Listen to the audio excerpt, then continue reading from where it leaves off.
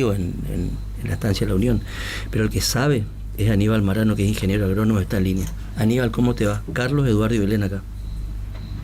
Buen día Carlos, buen día Belén, Eduardo, buen día al equipo de la radio.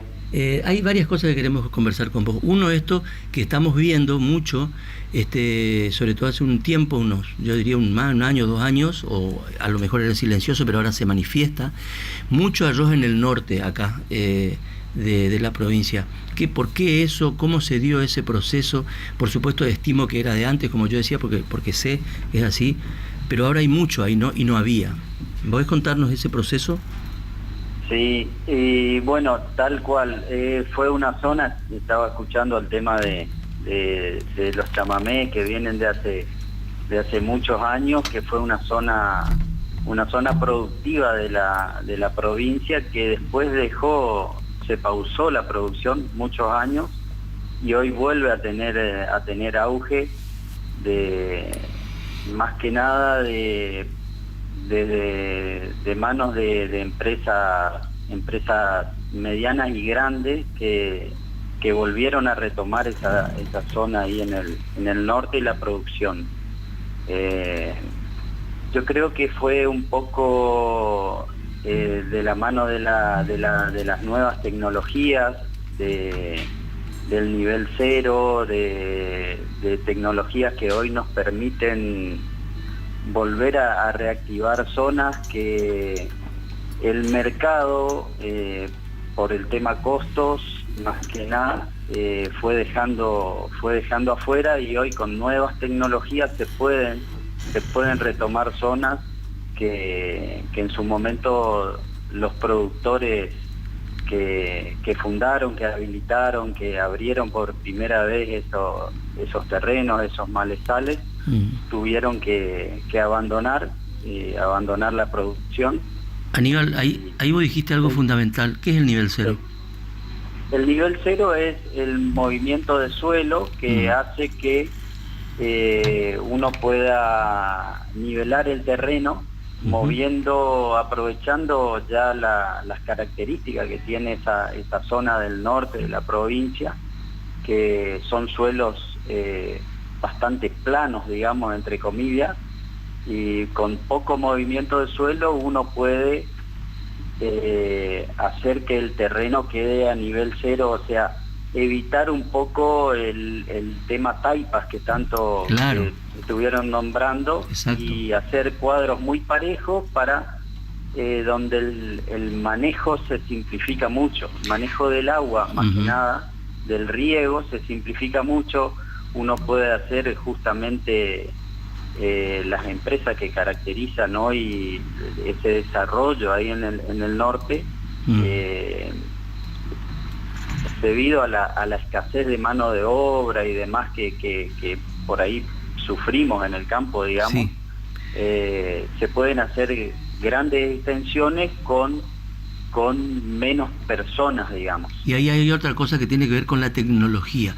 Es de un nivel de precisión, ¿no es cierto?, las pendientes hoy, que es increíble. ¿Podés contarnos cómo se trabaja eso hoy?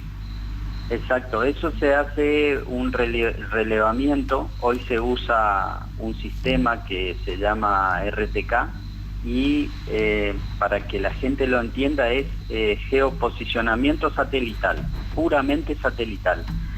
Y eso se puede mantener una lámina de agua muy, muy fina, de 4 o 5 centímetros en extensiones grandes, gracias al movimiento del suelo, al emparejado de ese suelo, y son con palones movidos con tractores, rastra de discos y palones que te mueven 10, 12, 13 metros cúbicos de tierra cada vez que van avanzando, y esto hace que el campo te quede muy llano, muy, muy parejo. Por eso se llama nivel cero. Vos no tenés grandes cuadros de entre 20 y 50 hectáreas donde exactamente tiene todo el mismo nivel. Entonces, el agua. El manejo del agua se hace muy eficiente. Vos con la misma cantidad de agua podés regar muchas más hectáreas, y entonces esta tecnología te permite un uso mucho más racional y mucho más eficiente del agua, que es muchas veces algo escaso. Eso es importantísimo, Aníbal, porque justamente estamos en un momento de transición también del campo, de pasar a, de alguna manera, conservar los recursos naturales lo máximo posible, entendiendo la situación ambiental, ¿no? Exactamente. Eso es, hoy por hoy, los que nos encontramos al frente de producciones, es el desafío más grande que tenemos. Y esa es la palabra clave. Nosotros los recursos, tanto suelo como agua, tenemos que hacer algo que en estos emprendimientos, en estos desarrollos, en estos proyectos, sea algo sustentable, sostenible en el tiempo. Y esto es sin duda una de las cuestiones a respetar para poder seguir estando en producciones que sean rentables en el tiempo, ¿no? Aníbal, sostenibles. ¿hace cuánto tiempo que se reactivó el norte? Estamos hablando de Verón, estamos hablando de Itaibaté, Yajapé, ¿esa zona es?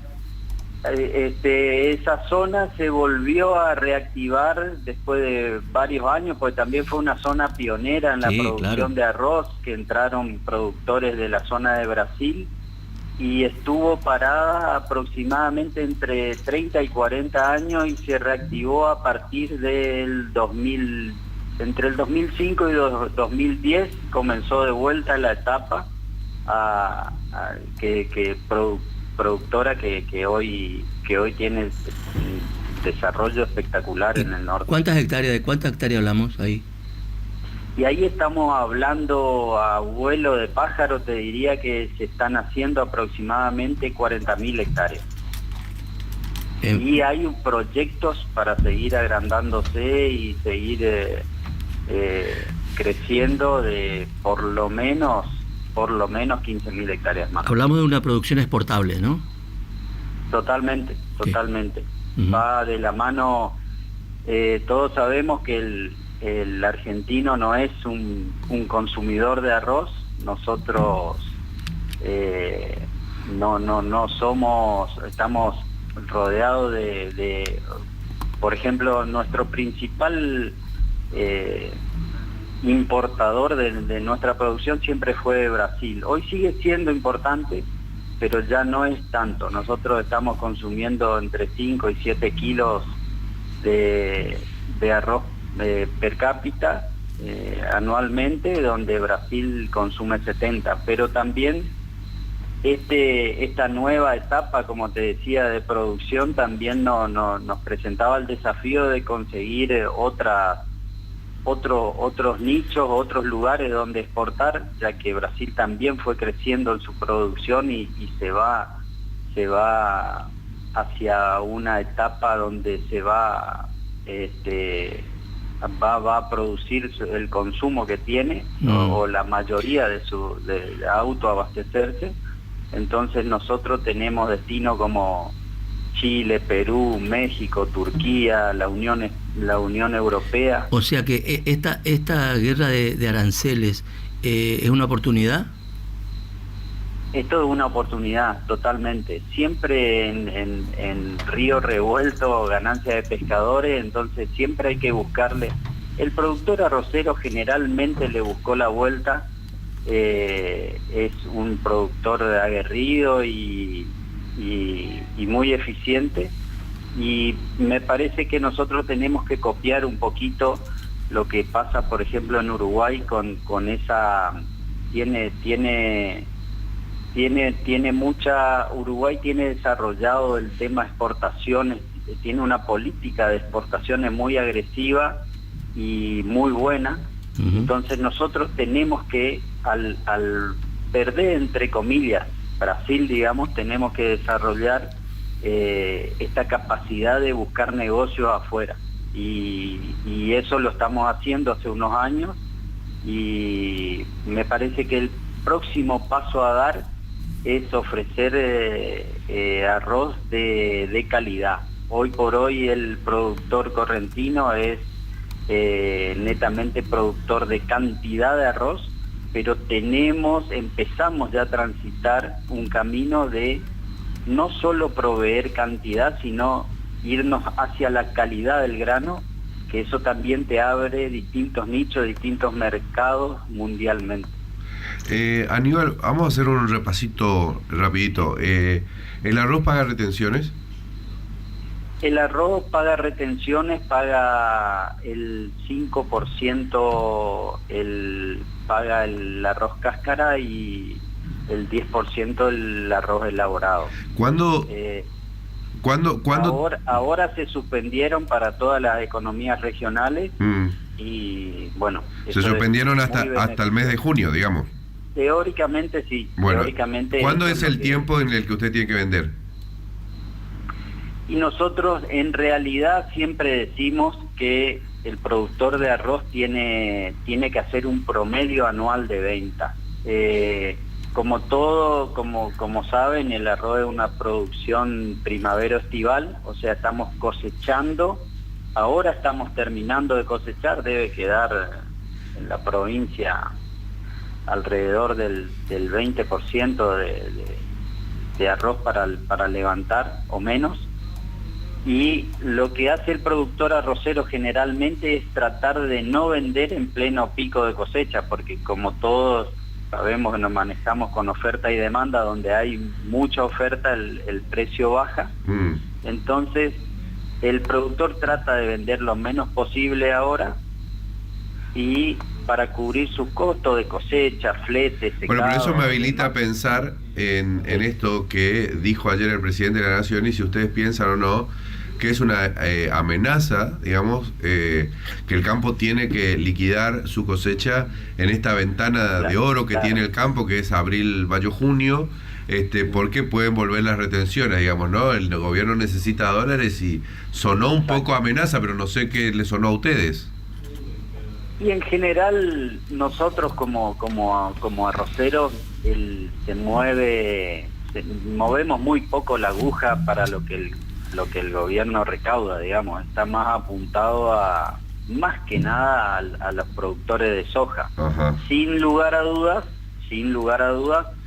a nosotros nos viene muy bien y vemos con muy buenos ojos la suspensión, y la verdad sería, no te digo una decepción, pero sería un paso para atrás volver a las retenciones. Y es un poco incómodo que el gobierno te quiera, entre comillas, apretar para que vos vendas tu producción ahora, digamos, estamos en el mes 4, claro, y se levantan en el mes 6 o 7, o sea, tenés que vender, tenemos que salir todos a vender o a mal vender nuestra producción, y yo creo que el productor tiene potestad sobre lo que produce, digamos. Entonces si hay una estrategia de venta en porcentaje y generalmente a nosotros los precios recién mejoran a partir del segundo semestre. Claro. Después justamente de junio-julio los precios mejoran y siempre el productor deja un porcentaje medianamente importante para encarar la campaña que viene. Claro. No es muy bueno tener que salir a vender o a rematar la producción ahora, digamos, ¿no?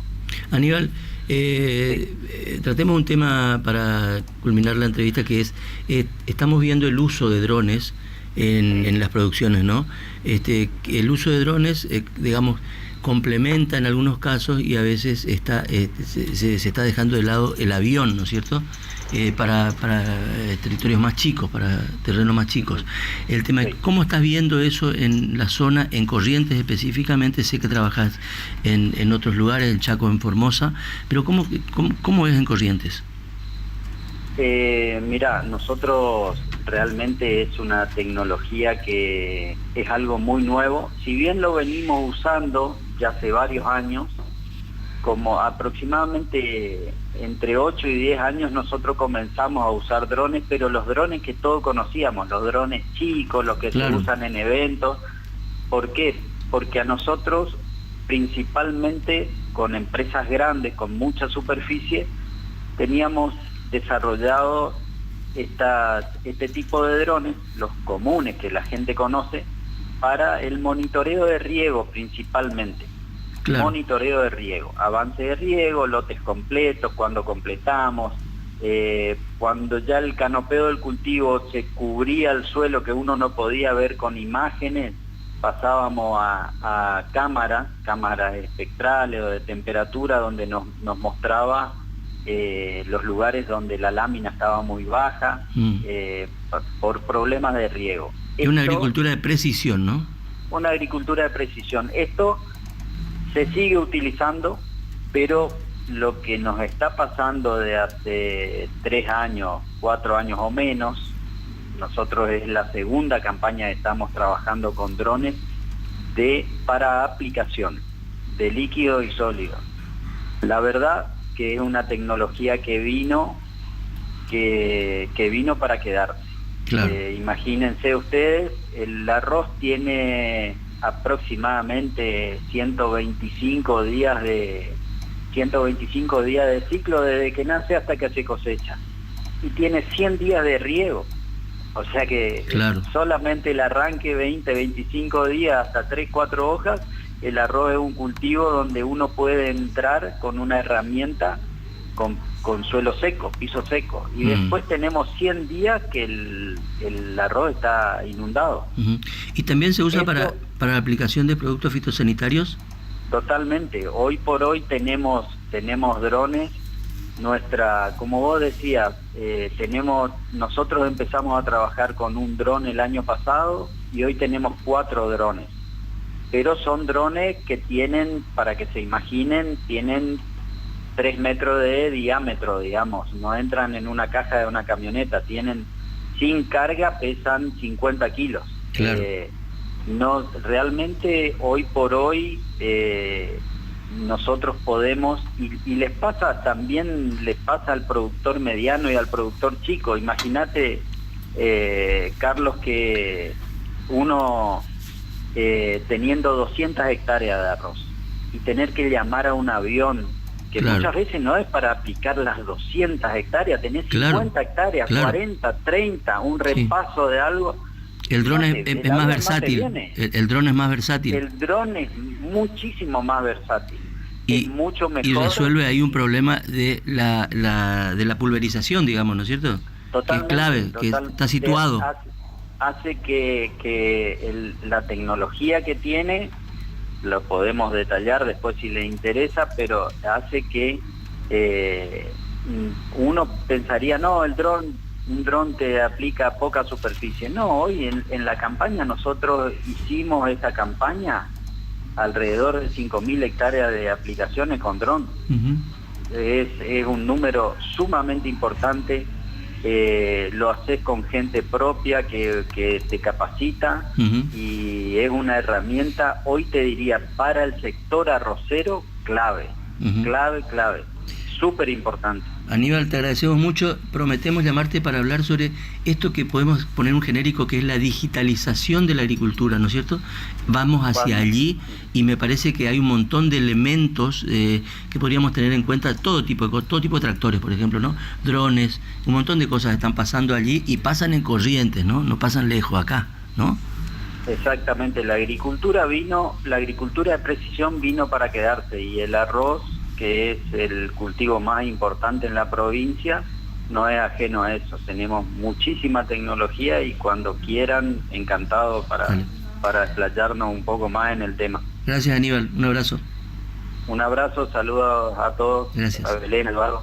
Aníbal Marano es ingeniero agrónomo y trabaja en varios lugares, ¿no? Trabajó en Mercedes, en las empresas grandes, ¿no? Trabaja, supongo, todavía en Las Palmas, ¿no? La zona de Las Palmas, la